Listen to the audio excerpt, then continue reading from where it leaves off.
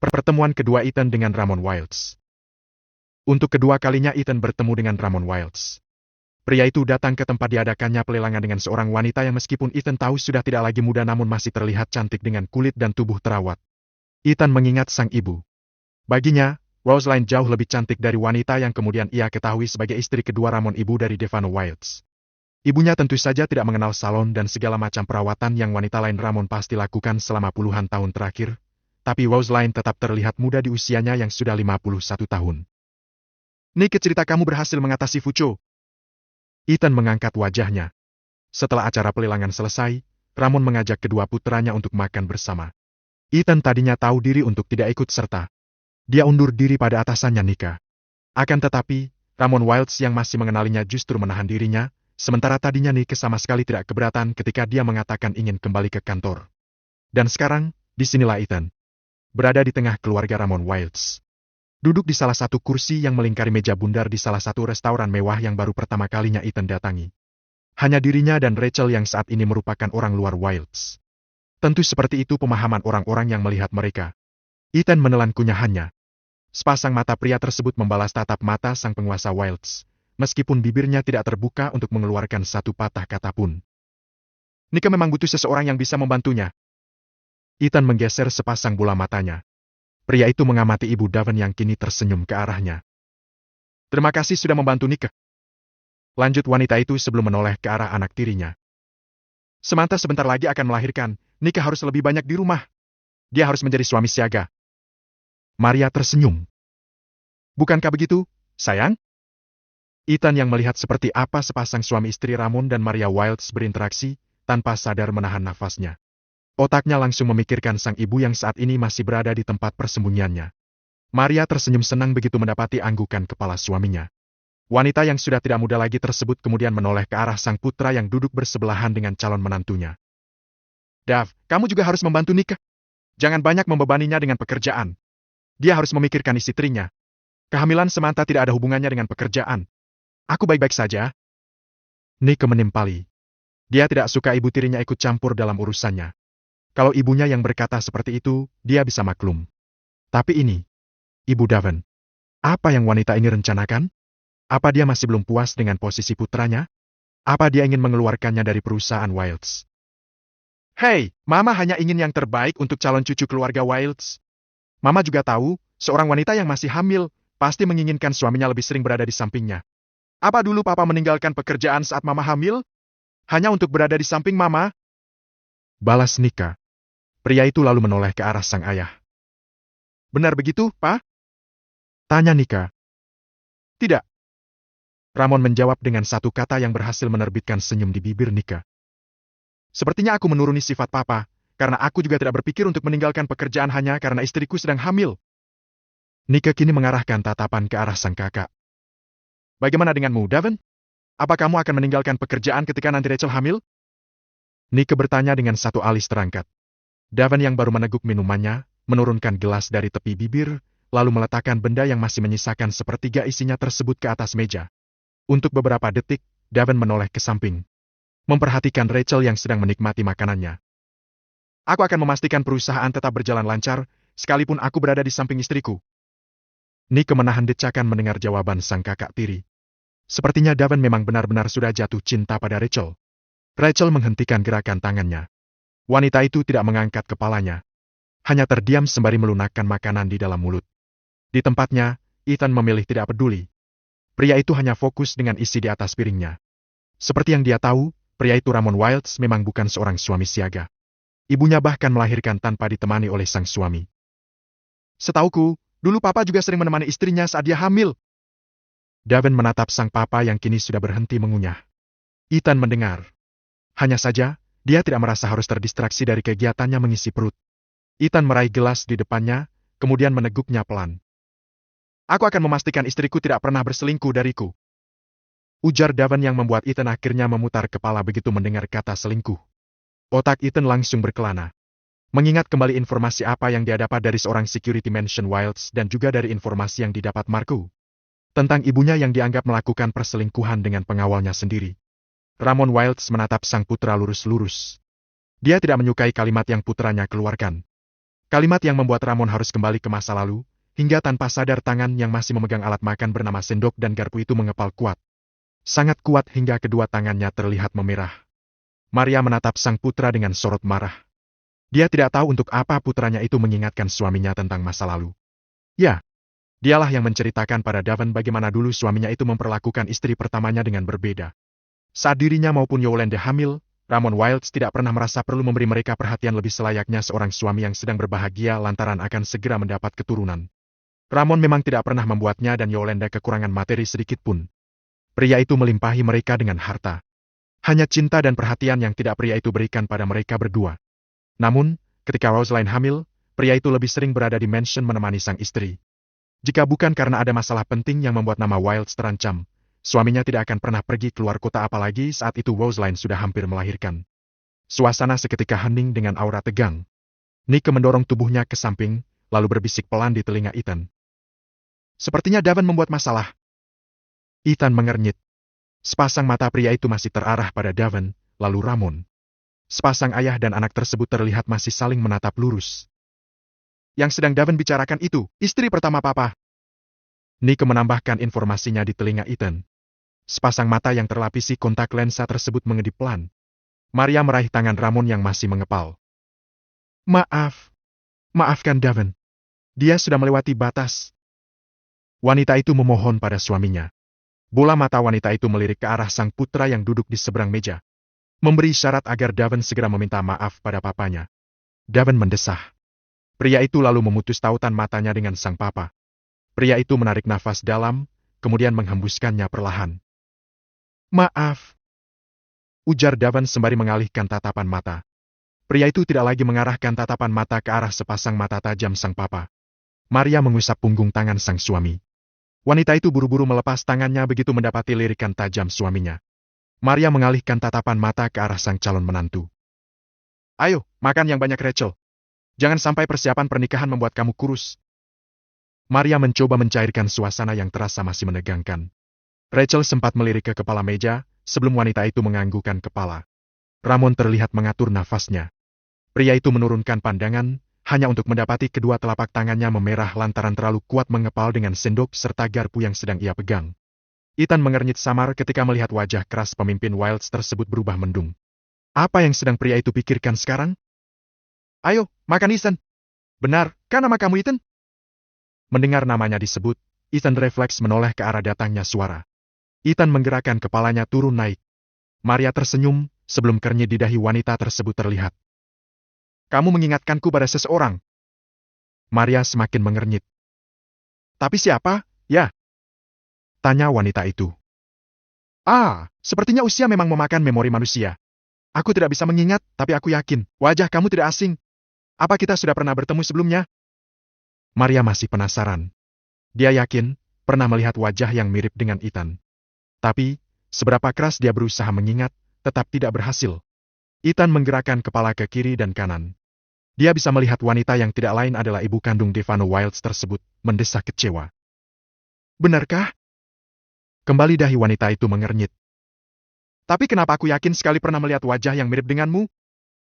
Lalu wanita itu kembali mendesah. Sudahlah, ayo kita lanjut makan. Aku akan mencoba mengingatnya lagi nanti. Di tempatnya, Ramon masih tidak mengalihkan tatapan mata dari sosok Ethan. Pria itu mendesah ketika pikirannya kembali terarah pada sang istri pertama.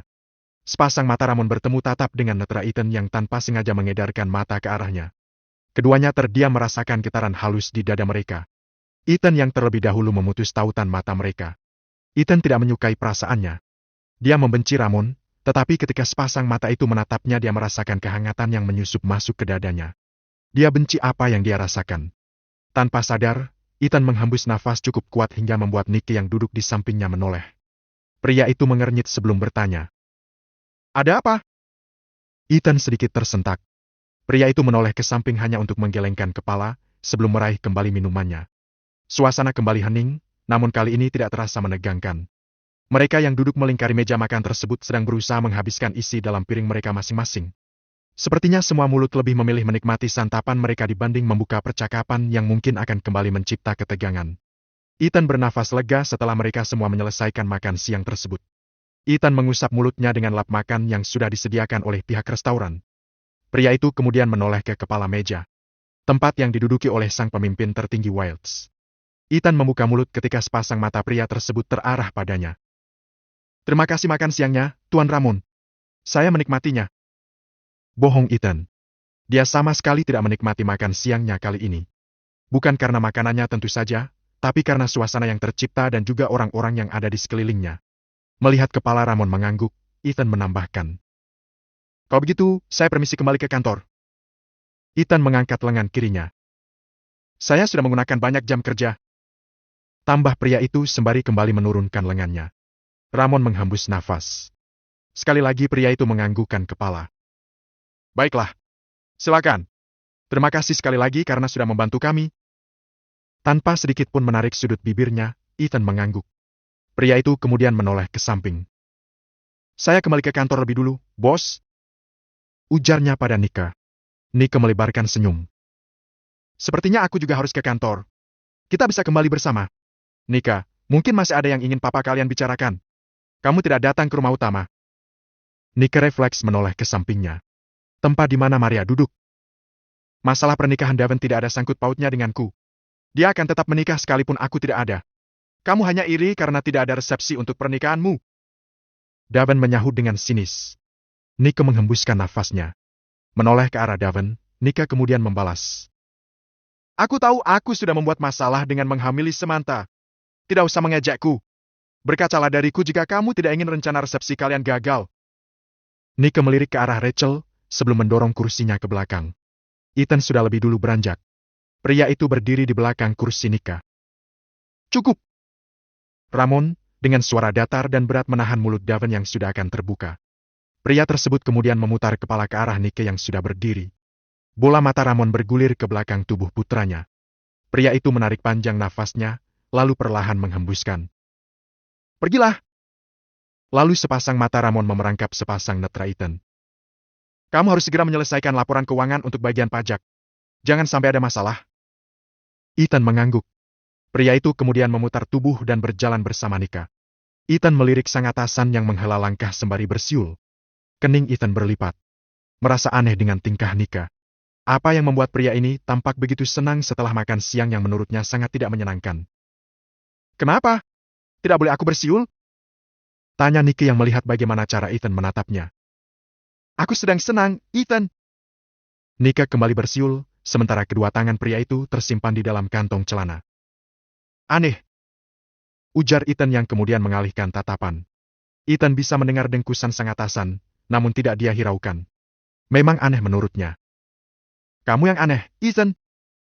Ethan hanya melirikkan kedua bola matanya ke samping tidak lebih dari 1 detik. Meskipun keningnya mengernyit, namun sepasang bibir pria itu terkatup rapat. Dia tidak merespon. Seperti biasa, Nika berdecak mendapati tingkah Ethan yang seringkali membuatnya sebal. Ethan mengatainya aneh, dan dia merespon tidak suka. Saat dia balik mengatai Ethan aneh, pria itu tidak merespon. Benar-benar membuatnya kesal. Apa kamu mau bicara banyak kalau aku membayarmu setiap kali kamu membuka mulut? Kali ini Ethan menghentikan hela kaki, kemudian memutar tubuh. Sepasang alis pria itu nyaris bertubrukan di tengah. Jadilah orang normal, Ethan. Kita punya mulut untuk bicara. Nika mengucapkannya dengan nada kesal.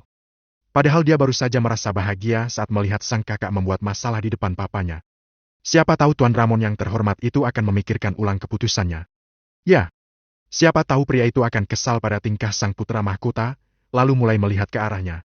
Dan hanya dalam waktu beberapa menit saja moodnya sudah berubah karena kesal pada tingkah Ethan yang menurutnya tidak normal. Saya normal. Bapak saja yang terlalu banyak bicara. Nick langsung membesarkan bola matanya. Bawahannya ini benar-benar tidak takut pada nama belakangnya. Bukankah makna kalimat yang Ethan ucapkan itu berarti jika di antara mereka berdua dialah yang tidak normal? Pria itu berdecak kesal, lalu berjalan cepat menyusul Ethan yang sudah berada di depannya. Dengan sengaja Nick menubrukkan sebelah bahunya ke bahu Ethan ketika melangkah lebar mendahului sang bawahan. Tak lupa pria itu juga meninggalkan lirikan mematikan ke arah bawahannya. Sementara itu, Ethan hanya mengedik dengan keritan di kening. Menoleh, kemudian menurunkan pandangan ke bahu kanan yang baru saja ditabrak dengan sengaja oleh Nika, Ethan hanya mengangkatnya ringan. Kedua kakinya masih terhela sama lebarnya. Pria itu tidak sama sekali terlihat terganggu oleh tingkah kekanakan Nika. Meskipun masih sangat kesal dengan Ethan, ternyata Nike tidak meninggalkan bawahannya tersebut. Nike yang sudah terlebih dulu keluar restoran, duduk di dalam mobilnya menunggu sang bawahan. Pria itu menoleh ketika pintu terbuka dari luar, lalu Ethan masuk. Nike menarik panjang nafasnya kemudian menghembuskannya perlahan. Ethan memang luar biasa hebat membuatnya harus belajar kesabaran.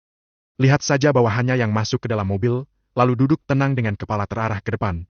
Sama sekali tidak merasa terganggu dengan kekesalannya. Apalagi berinisiatif meminta maaf padanya karena sudah membuatnya kesal, dan menunggu.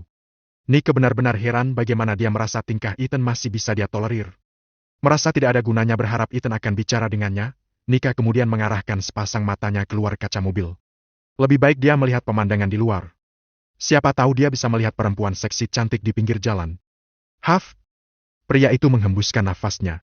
Ethan kembali ke kantor di saat para staf divisi keuangan sudah bersiap merapikan meja dan mematikan laptop mereka masing-masing. Memang sudah jamnya pulang. Ethan tidak mempermasalahkan. Dia bisa melihat tatapan aneh bawahannya ketika dia menghela kaki menuju meja kerjanya. Satu harinya terbuang di luar, dan sekarang dia harus mengejar pekerjaan utamanya. Semua gara-gara dimanja Nike yang menyeretnya ke tempat lelang dan berakhir dengan makan siang bersama keluarga pria tersebut. Ethan sempat melirik meja tempat Chloe yang kini kosong. Setelah dia memergoki wanita itu, Ethan memang menyuruhnya untuk tidak berada di tempat tersebut. Bukan tanpa alasan. Ethan khawatir Nike akan mengenali wanita itu dan mencurigai keberadaan Chloe di tempat tersebut. Bagaimana Nike tidak akan curiga jika menemukan anak buahnya yang hanya warga biasa berada di tempat yang hanya diketahui oleh orang-orang tertentu. Saat itu terjadi, Ethan tidak akan bisa menutupi apa yang sudah Chloe lakukan, dan hal itu juga akan membahayakan penyamarannya. Ethan menarik kursi, kemudian mendudukinya. Pria itu mengeluarkan laptop, dan tidak membutuhkan waktu lama dia sudah larut dengan angka-angka pada layar dan juga dokumen yang ada di atas meja. Sepasang mata Ethan memperhatikan data-data yang didapatnya, lalu membuat perbandingan untuk bisa menekan pajak perusahaan. Ethan tentu saja sadar jika apa yang dia lakukan merugikan negara, tapi Ethan juga tahu tidak hanya perusahaan Wilds yang melakukan kecurangan pada pajak. Ya, para pengusaha banyak yang tamak dan merasa jika apa yang didapat dari usaha mereka seharusnya hanya menjadi milik mereka. Inginnya, mereka tidak membagi hasil tersebut dengan negara. Mereka lupa bahwa mereka bisa menjalankan usaha mereka karena izin dari pemerintah. Suara deheman membuat gerakan jemari Ethan terhenti. Ada kernyit terlihat di dahi pria itu, sebelum Ethan mengangkat kepalanya. Kernyitan pada dahi Ethan bertambah ketika melihat seseorang berdiri di depannya dengan senyum lebar sembari mengangkat tangan kanannya. Ethan menggeser bola matanya. Bapak pasti lapar. Saya bawa makan malam. Kita bisa makan bersama. Beberapa saat yang Ethan lakukan hanya menatap Chloe dengan kernyitan di kening. Dia merasa heran dengan senyum lebar sang bawahan. Selama beberapa hari dia bekerja dalam satu ruangan dengan Chloe, mereka berdua sama-sama tidak merasa perlu berinteraksi secara berlebihan. Hanya masalah pekerjaan saja. Saya belum lapar. Silakan kamu makan sendiri. Ujar Ethan yang kemudian justru kembali menurunkan pandangan dan fokus dengan layar di depannya. Senyum Chloe memudar. Tangan yang masih terangkat dengan membawa paper bag berisi makan malam untuk dua orang tersebut turun. Chloe mengatur nafasnya. Wanita itu masih belum beranjak dari tempatnya. Otaknya sedang berputar mencari cara untuk bisa mengalihkan perhatian sang atasan dari layar di hadapannya. Ada yang harus dia konfirmasi. Ethan tidak menjawab pertanyaannya ketika ia menanyakan alasan pria itu membantunya. Sudah 2 kali Ethan membantunya. Laporan keuangan, lalu tadi saat ia menyusup ke tempat pelelangan. Chloe tidak mendapat informasi jika Nicholas Wilds akan ikut juga dalam pelelangan. Dia tahu Ramon dan Davin akan ada di tempat tersebut. Mereka berdua jelas tidak mengenalnya. Karena itu dia berani muncul. Sendirian karena dia tidak mungkin muncul bersama Fucu. Kakaknya itu sudah pasti akan langsung dikenali oleh Ramon dan juga Davin. Mereka sudah sering bertemu. Bahkan sejak ayah mereka masih hidup. Kamu mengganggu konsentrasi saya, Miss Chloe. Bisa kembali ke tempat Anda? Chloe yang masih sibuk dengan isi di dalam kepalanya, tersentak. Sepasang bola mata wanita tersebut langsung bergulir dan menemukan sepasang manik hitam pekat sepekat malam. Dalam hati Chloe merasa senang mendapat perhatian dari Ethan. Bahkan sebelum dia menemukan cara untuk mengalihkan pria tersebut dari layar laptop. Ternyata Ethan sudah terlebih dahulu menggeser fokus padanya. Bukankah ini baik? Teriak girang batin Chloe. Perlahan senyum kembali tersungging menghiasi wajah wanita tersebut. Apa, sekarang kita bisa makan berdua dan berbincang? Tanya Chloe sembari menatap dalam sang atasan. Sepasang mata Ethan menyipit. Bau masakan itu mengganggu konsentrasi saya. Jadi, menyingkirlah. Chloe terpaku di tempatnya. Wanita itu tidak menyangka akan mendengar kalimat pedas dari pria di depannya.